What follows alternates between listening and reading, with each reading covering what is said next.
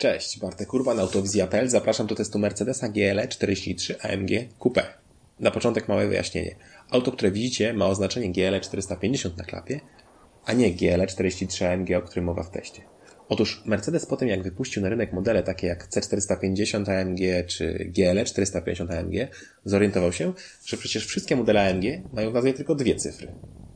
Niemcy szybko postanowili to zmienić, skracając nazwę z 450 na 43. W ten sposób modele 450 to chyba najkrócej oferowane modele Mercedesa w dziejach marki. Być może mamy do czynienia z białymi krukami. Cóż, prawda jest taka, że GLE 450 i GLE 43 to dokładnie te same auta. Zaczynamy. Czy Mercedes GLE Coupé nie przypomina Wam jakiegoś innego auta? Zwłaszcza z profilu? Z tyłu? Tak jest. GLE Coupé to odpowiedź Mercedesa na model BMW X6. Odpowiedź, na którą trzeba było czekać 8 lat. Mają refleks. Samochód wygląda wspaniale, chociaż duża tutaj zasługa pakietu AMG, w skład którego wchodzą m.in. ogromne felgi czy pakiet zderzaków. Bez takich dodatków Merc nie prezentuje się już aż tak okazale. Pomimo mocno opadającego dachu udało się wygospodarować 650 litrów miejsca w bagażniku. Pod podłogą czeka na nas dodatkowy schowek, znalazło się też miejsce na haczyki czy gniazdo ładowania 230. Warto zaznaczyć, że X6 ma kufer o 70 litrów mniejszy.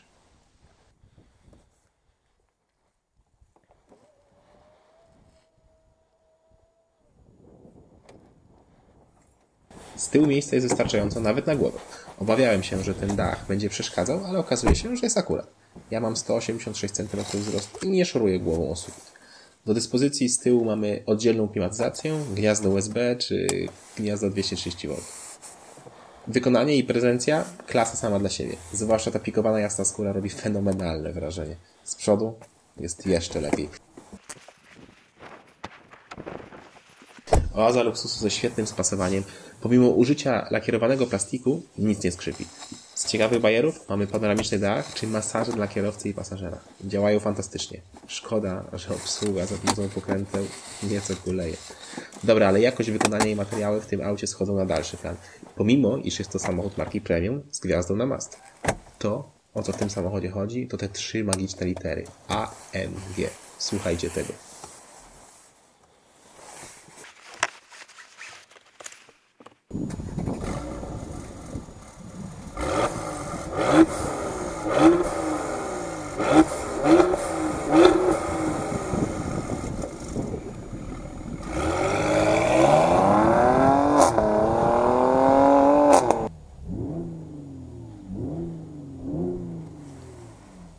Niezłe, co? Najfajniejszy efekt jest po odpuszczeniu gazu, kiedy wydech siarczyście strzela. To zasługa aktywnego wydechu, który pełne swoje brzmienie ma dopiero w trybie Sport Plus. Wtedy słychać donośne strzały, które kompletnie nie pasują do tego wielkiego SUV.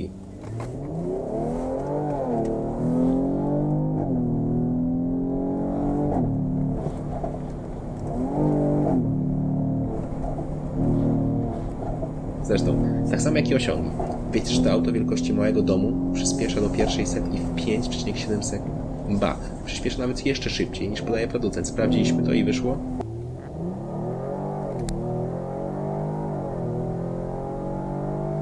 5,4 sekundy. Imponujące.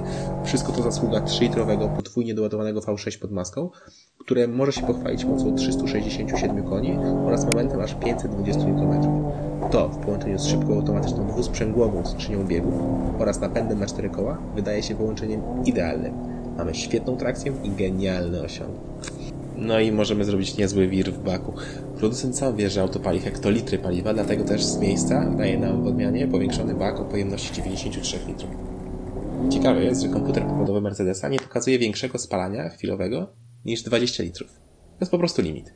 Mocna jazda po mieście może się prezentować właśnie w ten sposób. Dziwna taktyka, ale przynajmniej można mówić, że nasz samochód nie pali więcej niż 20 litrów. Ciekawie też wygląda prędkość, z jaką ucieka nam zasięg. I to nawet jadąc bardzo spokojnie. Wygląda jak jakieś odliczanie, a nie zasięg samochodu. Tak na poważnie, to w mieście absolutny minimum to 14 litrów. Jedno omsknięcie się nogi i wzrasta o litr, nawet i 2. Momentalnie. Kupując taki samochód, jesteśmy jednak świadomi, że to nie Prius i swoje wypić musi. Wróćmy jednak do jazdy. Nic dziwnego, że Mercedes GLE 43 AMG Coupé ma tak świetną trakcję. Bowiem on nie ma kół, on ma walce z tyłu. Opona ma 315 mm szerokości z tyłu i 295 mm z przodu. robi wrażenie. Tak samo jak i właściwości jezdne, zwłaszcza z opcjonalnym zawieszeniem pneumatycznym. Różnica pomiędzy najbardziej sportowymi ustawieniami a tymi komfortowymi jest ogromna. Jedna rzecz pod względem mechaniki, do której można by się przyczepić, to hamulce, które wydają się nieco za słabe jak do takiej 2,3 tonowej bestii. Jak już jesteśmy przy bestii, to najlepsze jest to, że GLE 43 AMG nie jest najmocniejszym wariantem. Ba, jest dopiero na trzecim miejscu. Silniejszy od niego jest GLE 500 oraz GLE 63 AMG. Ten ostatni ma aż 577 koni, wykrzesanych z silnika V8 biturbo. Aż strach pomyśleć, jak szybki jest ten wóz, skoro słabszy AMG ma tak genialne osiągi. Przypomniało mi się coś. Wiecie, jak najlepiej wkurzyć sąsiadów rano? Odpalcie GLE 43 AMG Coupe. Miny sąsiadów, uwierzcie nam, są bezcenne. Mercedes GLE 43 AMG Coupe nie jest oczywiście autem idealnym.